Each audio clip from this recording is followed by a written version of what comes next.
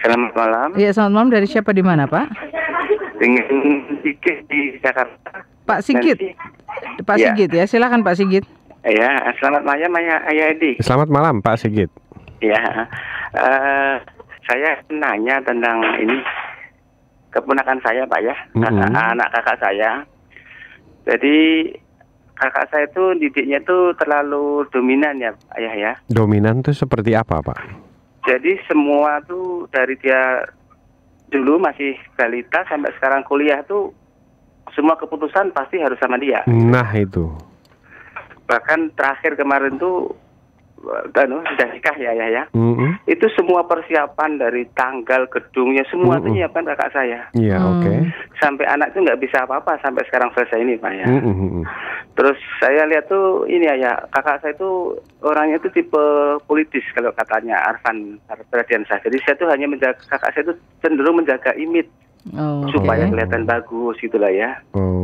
Tapi akhirnya dia tuh sering bohong, mengatakan yang tidak sebenarnya. Nah, termasuk untuk menjaga anak itu supaya kelihatan anak itu paling bagus. Citra ya Pak ya. Jadi menjaga citranya. Citra ya. Betul, ya. Citra ya. Pencitraan begitu ya. Iya, betul, pencitraan ya. Nah, terus yang sangat fatal itu yang anak kedua yang adiknya yang nikah ini kan dulu kecelakaan dulu ya. Maksudnya kecelakaan. Iya, dipahami. Nah, cuma yang kita yang keluarga prihatin tuh bukan sekarang kecelakaan tuh dia Sukhoi ya Pak. ngomong apa adanya dengan keluarga. Iya. Saya anak itu diasingkan tuh lah ya. Sudah punya anak tapi sampai sekarang tuh nggak pernah bisa bergaul dengan saudara keluarga itu. Iya. Oke, karena malu tadi. Jadi saya tuh lihat hanya kasihan sama anaknya. Terus nanti bagaimana anak ini gitu loh ya. Oke, bagaimana menyikapi hal ini ya? Ayah gimana solusinya gitu ya. Iya. Baik, Pak Sigit. Terima kasih. Terima kasih. Selamat malam. Selamat malam. Nah ini Pak Sigit ya, salah satu hal yang menentukan bahwa anak itu tidak mandiri ya ini orang tua yang terlalu dominan dalam berbagai hal. Jadi dalam hal mengambil keputusan apapun. Nah ini jelas-jelas membuat si anak ini jadi anak yang tidak bisa mengambil keputusan atau orang yang menunggu begitu. Pasif ya sifatnya. Ya pasif kira-kira seperti itu. Nah terlepas dari apa yang dilakukan oleh orang tuanya ya, orang tuanya pasti juga produk dari orang tua sebelumnya, produk dari lingkungan sebelumnya.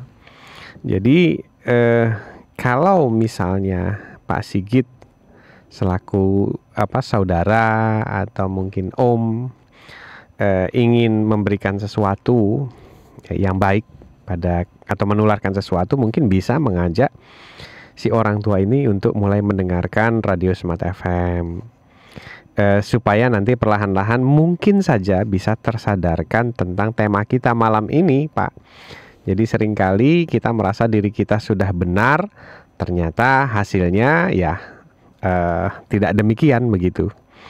Nah kemudian berhubungan dengan tadi yang anak kedua yang diasingkan karena dia married by accident. Ini juga sama sebenarnya, pola-pola kita selama ini selalu merasa bahwa kalau anak kita married by accident itu yang salah anaknya gitu. Tapi kita tidak pernah menyadari bahwa kenapa sampai dia married by accident. Sampai hal itu terjadi ya. Misalnya apakah kita dekat secara batin dengan dia? Apakah untuk masalah-masalah pacaran, masalah-masalah gejolak seks usia remaja itu dia cerita pada kita atau pada temannya?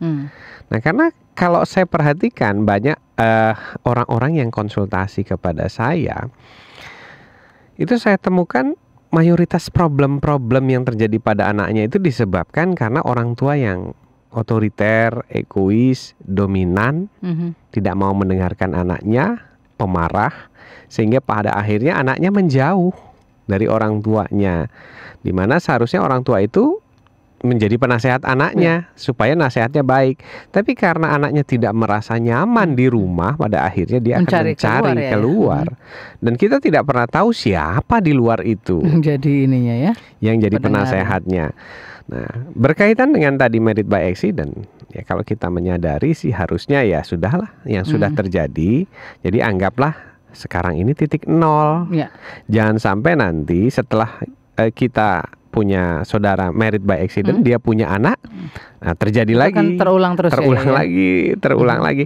Justru harus dipangkas saja sampai di situ. Iya. Lalu kita sikapi dengan lebih ini. Iya, Ini lebih yang penting bijaksana. itu adalah bukan apa yang telah terjadi, tapi yang penting itu adalah Bagaimana ke depannya? bagaimana ke depannya Baik. begitu.